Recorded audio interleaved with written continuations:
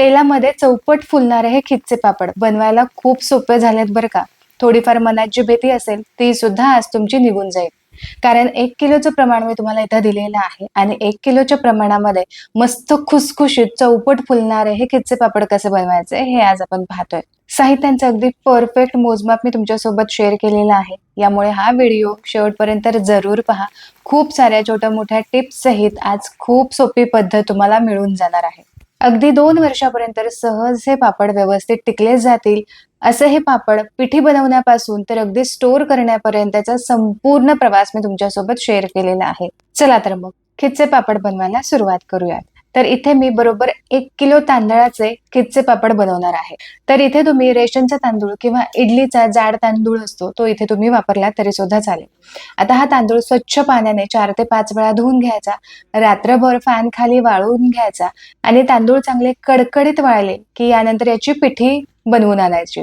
आता पिठी तयार झाली, आता खिच्चे पापड बनवायला घ्यायचे. तर यासाठी काय करायचं, आधी एखादं भांड घ्यायचं. या भांड्यानेच आपल्याला ही पिठी मोजून घ्यायची, म्हणजे पाण्याचा सुद्धा परफेक्ट असा अंदाज आपल्याला घेता येतो. आता इथे मी एक छोट्या आकाराचं पातेलं घेतलेलं आहे, त्याचाच मी अंदाज इथून पुढे ठेवणार आहे.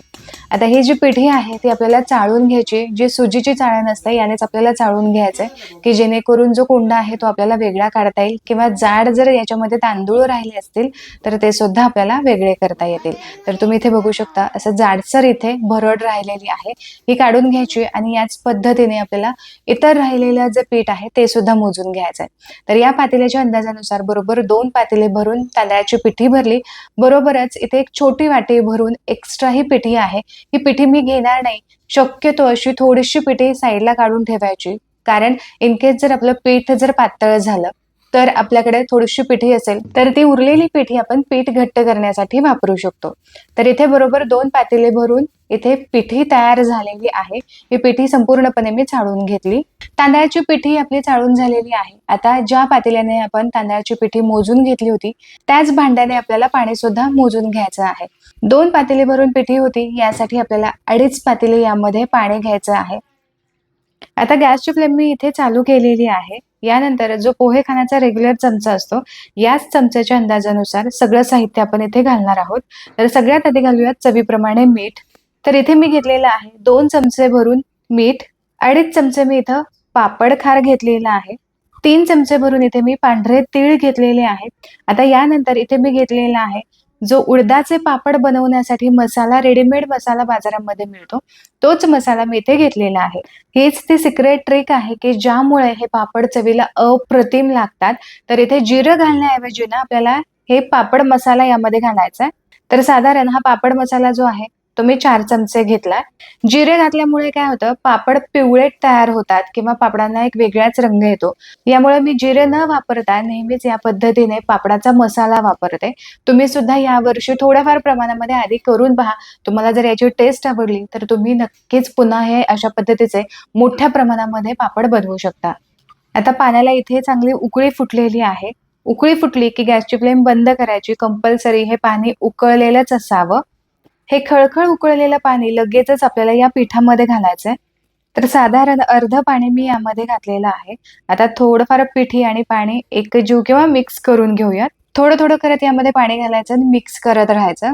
आता यामध्ये उरलेलं जे पाणी आहे ते सुद्धा संपूर्णपणे मी घालून घेते.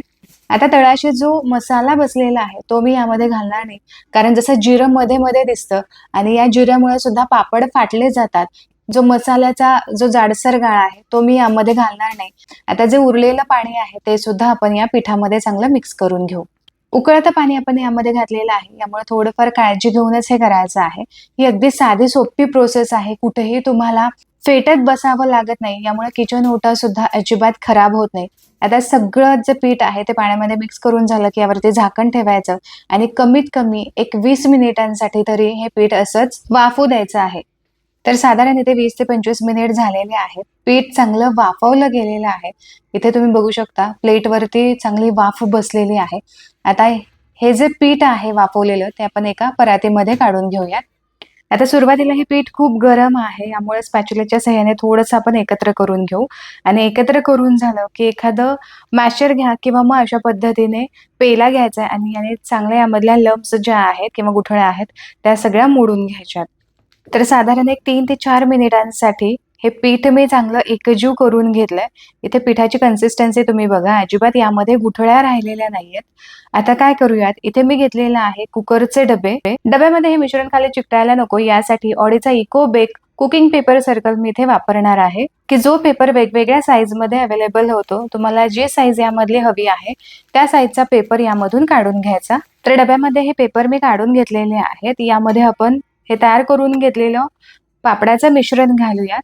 आता डबे घेत असताना थोडेसे मोठ्या आकारामधले डबे घ्यायचे, कारण आपल्याला हे मिश्रण वाफवून घ्यायचंय. पण जर डबे तुमचे लहान आकाराचे असतील तर मात्र जी उकडीची चाळण असते ती उकडीची चाळण तुम्ही इथे घेऊ शकता.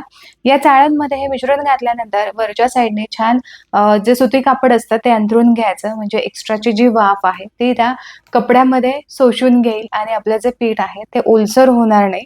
तर इथे सगळं मिश्रण भांड्यांमध्ये काढून झालेलं आहे. आता हे सगळं मिश्रण किंवा हे जे डबे आहेत ते असेच आपल्याला कुकरमध्ये ठेवायचे आहेत. कुकरमध्ये ठेवत असताना खाली आपल्याला ग्लासभर पाणी घालायचंय आणि यामध्ये जे स्टँड आहे ते स्टँड सुद्धा आपल्याला ठेवायचंय.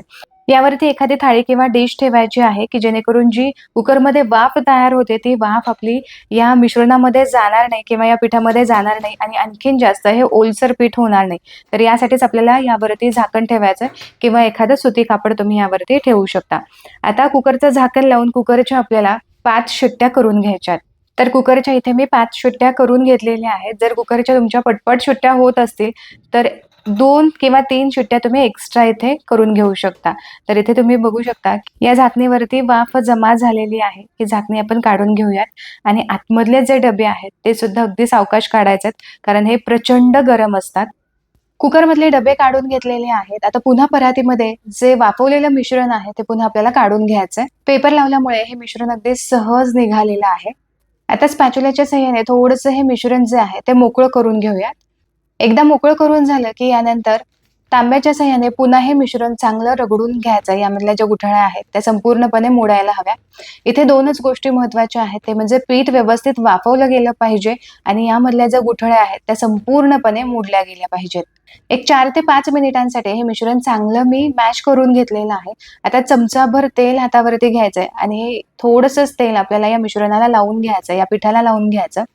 आता हे मिश्रण बरंचसं गरम आहे, त्यामुळे कदाचित तुम्हाला हे थोडंसं पातळ वाटू शकतं. पण जसा जसा वेळ जाईल तसं तसं हे मिश्रण चांगलं दाटसर होतं. आता या मिश्रणाची कन्सिस्टन्सी तुम्ही बघू शकता. हे मिश्रण भरपूर लवचिक झालेलं आहे. पीठ चांगलं मळून झालं की इथे मी घेतलेला आहे पापडाचा साचा किंवा यालाच आपण पुरी यंत्र असं म्हणतो. याचबरोबर आपल्याला 2 प्लेन असे प्लास्टिकचे पेपर हवेत. याला अगदी थेंब थेंब भरून आपल्याला तेल लावायचंय. दोन्हीही प्लास्टिकच्या पेपरला मी तेल लावून घेतलेलं आहे. आता एक उंडा आपल्याला हातामध्ये घ्यायचा आहे. तुम्ही हा बघू शकता. थोडासा वेळ गेल्यानंतर चांगलं मिश्रण हे घट्टसर तयार होतं आणि यानंतर याचे पापड सुद्धा अगदी परफेक्ट तयार होतात. अगदी पूर्ण थंड हे मिश्रण होईपर्यंत अजिबात वाट बघू नका. थोडंफार हलकंसं कोमट असायला हवं, म्हणजे याचे जे पापड आहेत ते अगदी पातळ असे तयार होतात. जर तुम्हाला हे थोडेसे जाडसर वाटत असतील किंवा अनइव्हन वाटत असतील तर थोडेसे हाताने असे पसरवून घ्यायचे, म्हणजे हवे तसे पातळ किंवा एकसारखे करता येतात. कमीत कमी तेलाचा वापर करायचा आणि या पेपरला पुन्हा पुन्हा तेल लावायचं नाही. एकदा तेल लावून झालं की पुन्हा लावायची अजिबातच गरज पडत नाही. इथे तुम्ही बघू शकता हा जो पापड आहे तो भरपूर पातळ असा तयार झालाय. आता एका स्वच्छ कापडावरती या पापडाचं शीट घालायचंय. हाताने थोडासा तो दाब देऊन सेट करून घ्यायचा आणि अलगद वरचा कागद काढून घ्यायचा. आता पुन्हा तोच कागद घ्यायचा आहे, तेवढाच उंडा घ्यायचा, थोडासा तो चपटा करून घ्यायचा आणि पुरी यंत्राने तो दाब देऊन छान याचे पापड तयार करून घ्यायचे. जर तुम्हाला असं वाटलं की हा जो पापड आहे तो व्यवस्थित सेट झालेला नाहीये किंवा पसरला गेला नाही, तर यावेळेस तुम्ही हाताने थोडासा तो पसरून घ्यायचा. अगदी सहज असा पसरला जातो. याच पद्धतीने पुरी यंत्राने करण्यापेक्षा तुम्ही लाटून सुद्धा करू शकता, पण पुरी यंत्राने पटापट हे पापड तयार होतात. तर एकट्याने उभं राहून हे पापड करणं खूप अवघड आहे. खरं तर एकट्याने तुम्ही करणार असाल तर 1 किलोचं प्रमाण अजिबात घेऊ नका. खूप वेळ लागेल. याऐवजी तुम्ही अर्धा किलोचं प्रमाण इथं घ्यायचं आहे. तर रात्रभर फॅन खाली मी हे पापड वाळवून घेतले. दुसऱ्या दिवशी फक्त 2 तासांसाठी याला ऊन दिलेलं आहे आणि परफेक्ट असे आपले खिच्चे पापड तयार झालेत. 1 किलोच्या तांदळाच्या पिठीमध्ये बरोबर 150 पापड तयार होतात. मीडियम साईजचे हे पापड आहे, त्यामुळे 150 तयार होतात. छोटे मोठे तुम्ही केले तर क्वांटिटी थोडीशी कमी जास्त होऊ शकते. तुम्ही इथे बघू शकता मस्त असे हे पापड तयार झालेले आहेत. तयार केलेले हे पापड उन्हामध्ये आपण बाहेर वाळवलेले असतात, त्यामुळे काय करायचं थोडेसे हे पुसून ठेवायचे, म्हणजे अगदी 2 वर्षापर्यंत आहे असे टिकून राहतात. पापड चांगले पातळ असे लाटून घेतले की अगदी कढईभर ते फुलले जातात. पण याउलट जर तुम्ही थोडेसे पापड जाडसर असे लाटले ना, तर मात्र हे पापड खूप जास्त फुलत नाही. तर इथे तुम्ही बघू शकता अगदी पांढरा शुभ्र असा हा पापड तयार झालेला आहे आणि मस्त फुललेला आहे. तर इथे काही पापड मी तळून घेतलेले आहेत. भरपूर खुसखुशीत झालेले आहेत आणि आता 2 वर्ष मला अजिबात टेन्शन नाही. मस्त खुसखुशीत असे हे पापड आमरस आणि पुरीसोबत काय भन्नाट लागतात म्हणून तुम्हाला सांगू. आशा करते की आजचा हा व्हिडिओ तुम्हाला आवडला असेल. व्हिडिओ आवडला तर व्हिडिओला लाईक जरूर करा. पुन्हा भेटूया अशाच एका मस्त रेसिपी सोबत. तोपर्यंत स्वस्त राहा आणि मस्त मस्त खात राहा.